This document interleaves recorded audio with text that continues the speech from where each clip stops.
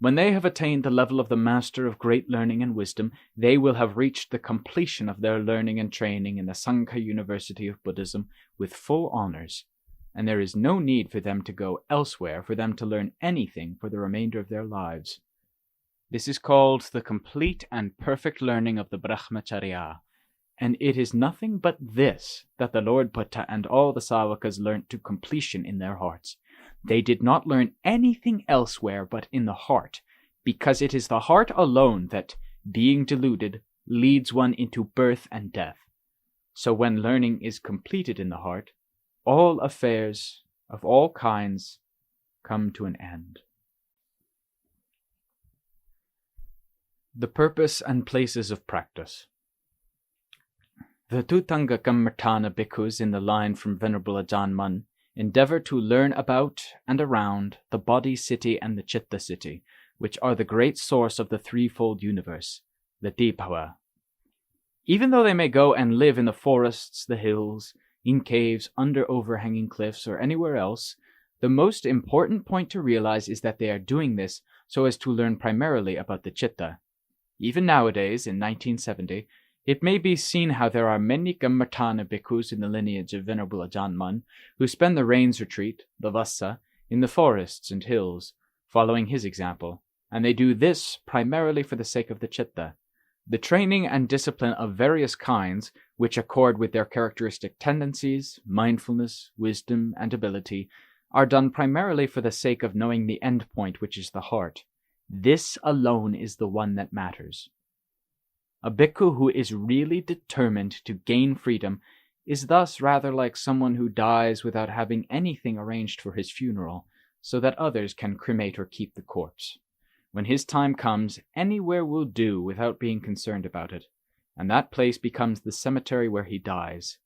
While his khanthas are still together and alive, he will continue to stay in any such place that is suitable for him to strive and develop himself in Dhamma, and there he will strive all the time without let-up or ceasing. When sitting he strives, when standing, walking, or lying down he strives, and the only time he stops is when he sleeps. If he does not do it this way, he will never be able to catch up with the tracks left by the kilesas and tanha, which have the knack of leading beings to death and wandering round the worlds of samsara, and much faster than the wind in the greatest storms. Even in one moment they can drag him round the worlds in the three realms of the universe, without his being able to follow and keep up with them, and they bring dukkha to their owner, who is more stupid and lacking in wisdom than they are. Thus he experiences dukkha, which is sharp, hot, and troublesome, as well as being painful and tormenting, for there is no dukkha that can compare with the taste of the dukkha which the various kilesas bring to burden the heart. Therefore, someone who sees how baneful these kilesas are in a way which goes to his heart is bound to strive to get rid of them all the time, every moment, and he has no time, whether in the morning, afternoon, or evening, to rest, relax, and take it easy, letting the kilesas and tanha walk all over him and do any more harm. One way or another he will reach the far bank of the river, where it is safe and free from dukkha. However arduous and difficult this may be, he will put up with it, supported by the thought of all the various births and lives through which he must otherwise whirl about because of the force of avidya and tanha, which means dukkha, which is bound to infiltrate everything in all these lives. He should hurry to cure himself, to get free and to overcome them entirely in this life now, while he can and should be curing himself. Because there is no doubt that in this life he is a complete and normal human being who also has the status of being ordained as a bhikkhu, who should indeed be able to dry out the kilesas from his heart in whatever way is suitable. One can hardly think of any possible future lives when conditions will be as suitable as those that he has at present. Whatever work ought to be done to completion, to reach and attain that which man should reach and attain, that work is what he is doing at present, and he should finish it off while still alive in these khanthas. He must not be slow and sluggish, wasting time all the time, for when the baneful one, which is death, and which has such power, reaches him, he will be in difficulty, and he will lose everything which he should have attained and have when that time comes. These are some of the ways in which such bhikkhus rouse up and encourage themselves to hurry and increase their striving in their various places and situations, so that they do not become complacent and self-satisfied. Those who are in the stages of samadhi development then work at it with urgency, so that it will become much stronger, and so that when they turn to investigation in the way of wisdom, it will be strong and fast, as they want it to be. On the other hand, those who are starting out on the stages of wisdom development, or who are already working at them, do their investigation with increasing urgency until they know clearly and see truly into the elements, the dhatu, the kantha, the ayatana, and the various types of kilesas which penetrate into things which are closely associated with the activities of the body and chitta. This enables them to extract the kilesas one by one, steadily, all the time while they are full of zeal and striving, by depending on the forests, the hills, and the jungles, which, by acting as a strategic battleground and a suitable environment, help them to gain victory in their fight, while struggling and striving to smash up all the kilesas. Then, depending on whatever strength of mindfulness, wisdom, faith, and effort they have, they destroy so much of the kilesas each day, these kilesas which have established and concentrated their armies and forces within. Some of these bhikkhus win these battles stage by stage, and leave the university of the jungles, the hills, the caves, the overhanging cliffs, or the charnel grounds. Sometimes, when they have won the battle, and leave completely fulfilled, perfect, smiling and bright, with their hearts pure throughout like the moon on the day of the full moon, they meet up with their colleagues and discuss the results that they have had from their practice of the way. They tell each other about the things that happened, and it is the most wonderful thing that one can listen to. Nowhere else can one hear anything to compare with it in any gathering of people anywhere. For in such a group one will hear Dhamma which is pure, fresh and direct, as if one were listening to a group of Savaka Arahants at the time of the Lord Buddha, telling each other about the path, fruition, and nibbana which they had attained.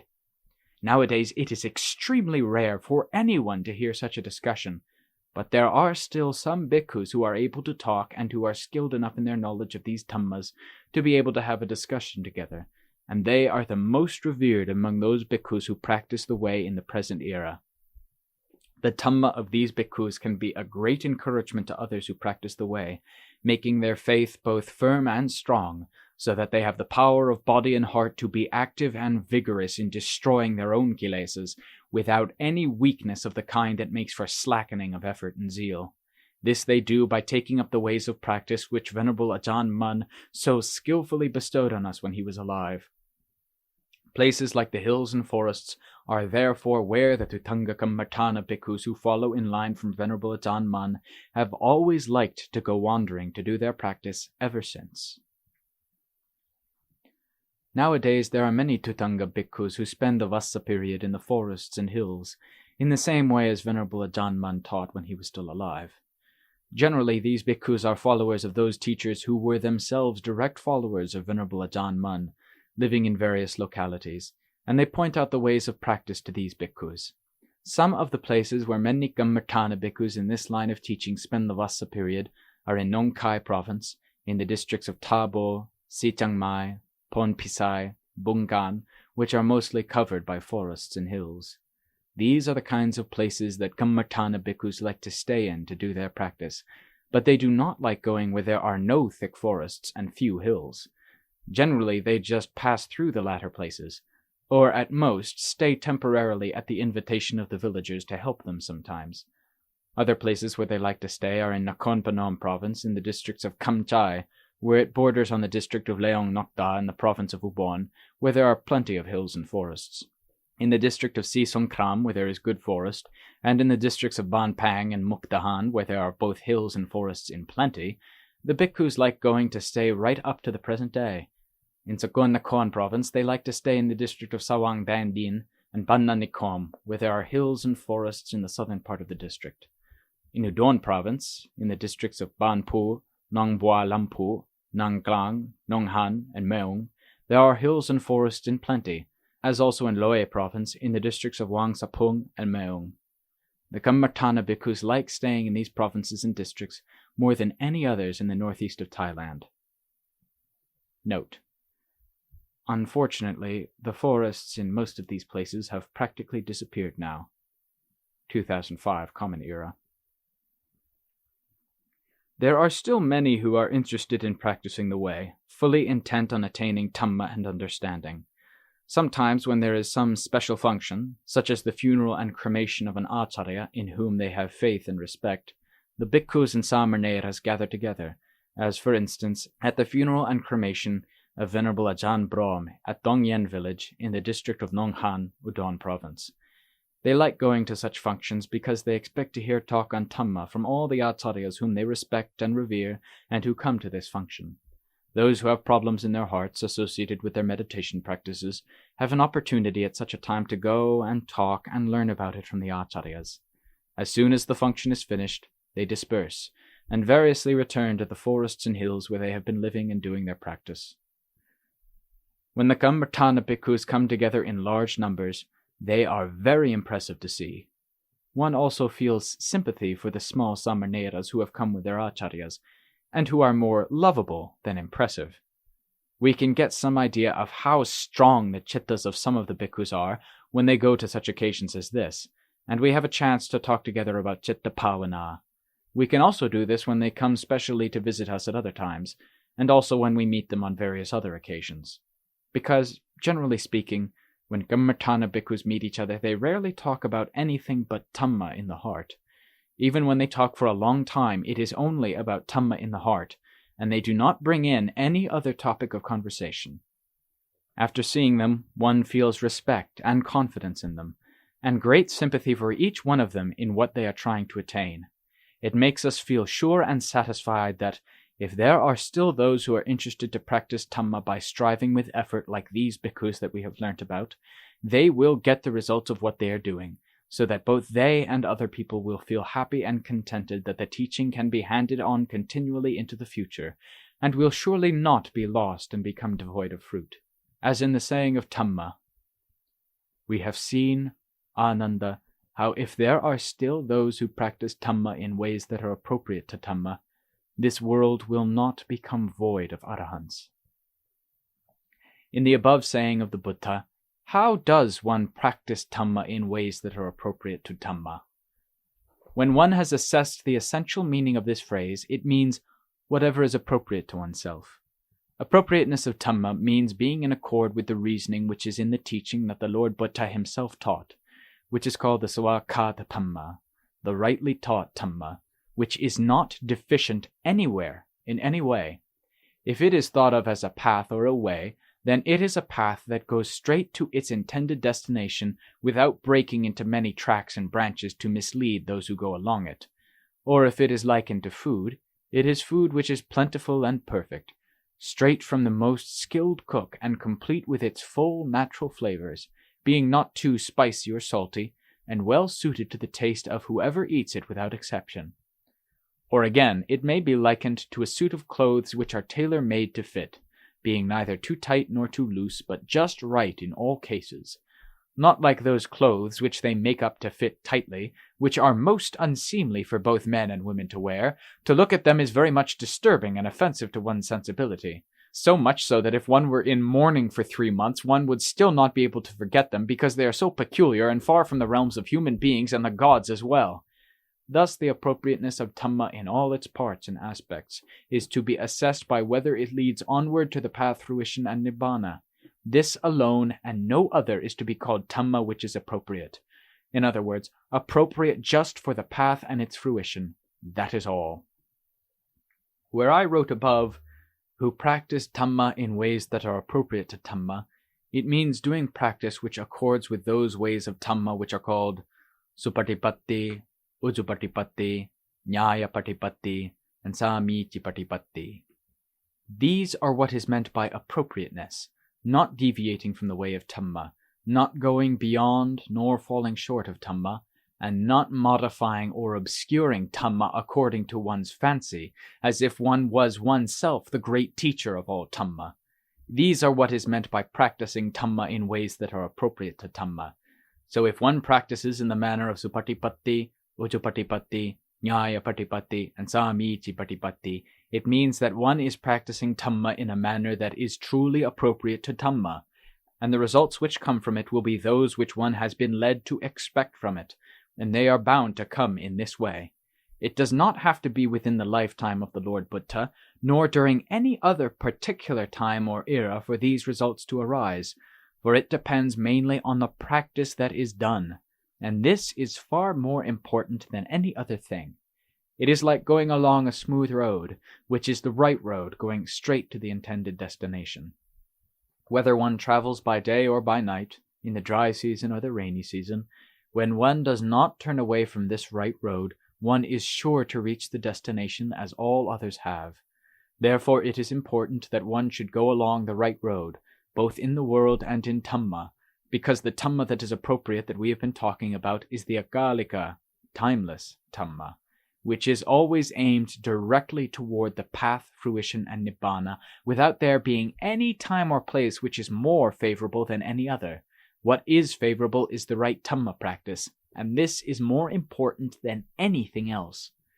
If one does not practice the right Dhamma, it makes no difference what age or time one is in. There is no hope of attaining the results which one should attain, because it contradicts the principle of practicing Dhamma in ways that are appropriate to Dhamma. These wrong ways of practice do not conform to the principle which says appropriate to Dhamma, and they are likely to be an enemy to oneself and to Dhamma as well. The Dhamma that has been taught by the Lord is well suited to all states and situations everywhere, and it does not set up any opposition to anything in the world, and so it is called well taught. Therefore, someone who is anxious to attain a satisfactory refuge as a result of their actions should consider what causes they are currently making, and whether or not they conform to the principles of what is appropriate to Dhamma. If they do not so conform, it means that one has gone astray, that one is without doubt opposing Dhamma and the path, fruition, and Nibbana. It is hoped that the reader will forgive me from getting diverted from the main theme all the time. As soon as I leave the subject I am dealing with, I get carried far away before mindfulness returns, by which time I have gone all over the place. So now I will return and say more about the Dhutangas bhikkhus. There are many Kammatthana bhikkhus in line from Venerable Ajaan Mun who are still alive, although they rarely come out of the forests and hills. So people who live in towns or in Bangkok hardly ever get a chance to know how they live, nor where and in which provinces. So we have taken the opportunity to let people know some of the provinces and places where they stay. They do not like to stay much in the populated areas of these provinces, but prefer to live far away, where there are forests and hills and where it is calm and quiet. Such places are far from the places of administration in each province and its districts, and some places cannot be reached by car, whereas others can, with difficulty, for a car has to force its way into the forest through muddy places which become impassable in the rainy season. Normally, when the Kammatthana bhikkhus go anywhere, they like to travel in the Dhutanga way, which means going about on foot all the time, walking up one hill, clambering up another, searching for a place to stay and practice bhavana which suits their temperament. They have little interest in leaving such a place to go to the villages and towns, for they do their practice in a quiet way which other people do not know about. But those who are Kammatthana bhikkhus in the same way all know about each other both inwardly and outwardly. Thus they know the whereabouts of the others, which districts of which province, and with how many other bhikkhus and novices they are staying. These things they know well, because they keep in touch with others frequently. In particular, they have faith and respect for the senior acharyas, and the Kammatthana bhikkhus have a great liking for visiting them, paying respect to them, and training in Dhamma and its meaning with them, and there are always some going and staying with them all the time. As soon as one goes, another comes, changing about, going and coming all the time, both during the dry season and the rainy season, excepting only during the 3 Vassa months, when it is difficult for those living far away, who have to stop visiting others for the time being. As for those who live close enough to visit each other, they will probably go to see the acharyas and their friends quite frequently. They go to see the acharyas to learn about Dhamma with an attitude of faith and reverence for those who are endowed with the quality of Dhamma. The need to visit, to pay homage, and to listen to the various forms of teaching of the acharyas, whenever the time is appropriate, is looked on as a custom of Kammatthana which goes back to its origins. Therefore each of them know where the others are staying and what their movements are. In regard to those whose levels of citta and Dhamma are very high, there are still many of them who are living at present. But generally speaking, they are not likely to bring out their Dhamma wealth and spend it in an opulent manner, for they act rather like a rich man who does not like to show off. Their possessions they have and use in the same way as other people, and they do not show off nor make out that they are important, causing a lot of fuss. This is the way that those bhikkhus who are truly intent on Dhamma behave, and each of them in their own way lives quietly, which accords with the characteristics of those who are intent on Dhamma, and they do not like talk which is vain and boastful, which is the way of the world. The Kammatthana bhikkhus in this lineage from Venerable Ajaan Mun have quiet natures, and they like quietness in the spheres of the ear, the mouth and tongue, the eye, and the heart. If they are with others who are not truly of their own kind, they hardly ever speak about the Dhamma which they have within themselves. So when they hear anyone speaking in a rather boastful way, without there being good reason for it, in the manner of someone who likes to show off, they are likely to get a bit dizzy and feel nauseated. This is the nature of the Kammatthana bhikkhus of this lineage, who like to be unassuming and modest in speech and not boastful. For they are not well versed nor familiar with those forms of society which are always given to being pretentious and boastful. In this, they generally tend to accept those forms of behavior which come from their acharyas, who taught them to be calm and modest. If anyone were to speak rather big and boastfully, the others would all immediately feel sick with stomach ache and want to get away to find medicines to cure it. For amongst those who go by the way of Kammatthana, nobody is normally boastful. But if by chance anyone is a bit boastful, the others are likely to laugh to themselves, and turn and face the wall or go outside into the forest, for fear that they might faint if they put up with it and listened for a long time. Amongst bhikkhus of the same group, if one of them is inclined to be boastful, the others all dislike it, for they say he is worse than cats or tigers, who know how to hide their claws and fangs better than this raving bhikkhu. After all, they only spread their claws and fangs in situations that warrant it. But we who are human and also Kammatthana bhikkhus should consider carefully in a refined and subtle way before speaking out. If then we brag boastfully without shame or consideration for the place, people, or time, the others may misunderstand and think that such a bhikkhu is a Kammatthana monk who knows no shame. All those who are experienced in Dhamma will probably be reluctant to associate with such a monk, thinking of him as being worse than ordinary good lay people.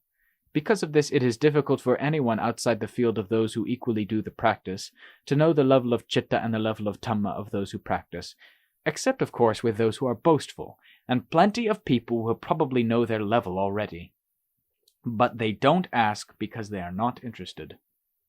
Those bhikkhus who practice the way properly do not like talking much and tend to keep to themselves, quietly, so as to accumulate Dhamma within themselves more and more all the time. This Dhamma they cherish and guard, and they do not like to let it out and spread it about without good reason, which would be like picking fruit before it is ripe, or selling things before one has bought them, which is considered to be a bad way of doing things in the world. Those who practice are all, from the lowest right up to the acharyas, very careful of this, for the reason that speaking about one's own inward Dhamma, which is just one's own wealth, and telling other people who are strangers about it, people in whom one has no reason to feel especially confident, is not knowing what is suitable and proper in oneself, in society, and in all forms of Dhamma. It is just selling oneself instead of doing what is useful and what brings good results. This not only concerns Dhamma, which is by nature entirely subtle, but also the world, where decent people who are endowed with the wealth of civilized behavior know how to be modest and careful. They are not boastful, nor do they show off, which would display a vulgarity within them which would be vexatious to other decent people and leave a bad taste in the mouth. Far more valuable than this is Dhamma, which is the wealth of those who are the wisest in this world, and one should be careful and cautious with it. This is appropriate for one who has a basis of Dhamma in his heart, not letting go of his restraint and scattering it about all over the place as if Dhamma was a thing of little value, which is a sorry sight in the eyes of those who practice the way, and all other Buddhists as well. Those who practice the way, therefore, keep a proper reserve in themselves and in Dhamma, Even though I who am writing this am not imbued with knowledge as keen as the wisest of men, yet I know how to respect and look up to them. For this is a way of maintaining quiet modesty and humility in oneself, so that one does not become haughty and vain, like a monkey that has got hold of a crystal ball without knowing how to use it properly. All he can do is carry it along with him while he swings from branch to branch in the forest at the edge of a deep chasm. After going a short distance, both of them fall into the chasm, and both he and the valuable crystal ball are smashed to pieces. This example should make us think, both those who go the way of the world and those who go the way of Dhamma, how we should not be like this monkey with its crystal ball who makes a mess of the world and Dhamma, for this can become a chronic disease, spreading into an epidemic which destroys both the world and Dhamma without any foreseeable end. There are some Kammatthana bhikkhus who have only been ordained a few years, yet they practice well and resolutely by themselves, and they are an example and an ornament to those who practice the way well. There are still many of these bhikkhus, all of whom are among the last generation of Venerable Ajaan Mun's followers, and at present they are working hard in themselves to hurry the development of their practice. In the future, we will have to rely on these bhikkhus to be the strength of the sasana and to be the leaders when the present acharyas who are the elder disciples of Venerable Ajaan Mun have all gone, for this is the natural course of events which we cannot help thinking about. Today, this bhikkhu or that person dies. In a few days, another one dies, and so it goes on from day to day, month to month, and year to year, and the time comes when it is also this acharya's time to go. For all these things are unstable and uncertain, and each one of us is going about step by step in this world of uncertainty in the same way the whole time. None of us know when we ourselves or anyone else is going to make a false step which may drop us into the pit of anicca, in other words, death. The acharyas therefore teach that we ought not to be careless and indifferent to our sankharas, which means ourselves. Those bhikkhus who are determined and resolute in their striving, without letting up or giving way, may have had some deep insight into the law of decay and destruction, which nobody can avoid. Because of this, they swim on in all sorts of different ways, without giving up or backsliding in their efforts. Sometimes they may have to conform to orders from the local government authorities, who ask them to leave the hills for a period because the area is not safe for the bhikkhus or for other people. This is because of trouble in the local villages when different factions arise which are antagonistic to each other, and amongst them there are both ferocious bad people and also good people, but it is not worth the risk of staying there. As soon as the area has become peaceful again and they can go there without fear of danger, they will return to live and practice the way as they choose. These bhikkhus still feel uncomfortable and restricted in having to follow the requests of the authorities by leaving the forests and hills for a more ordinary environment, even though the place where they go to stay is still forest which is fairly quiet and isolated without much disturbance. The reason for this is because of the ease with which they are able to do the practice, which always brought results to them in such places. In addition, such places suit the disposition of those whose aim and hope is toward Dhamma, and this is strong within their hearts and always present in their characters, so they don't want to depart from those places where they have found happiness and contentment in their hearts. For when they go to another place, they feel very uncertain about their practice, and whether it is going to be equally as good as they have been accustomed to.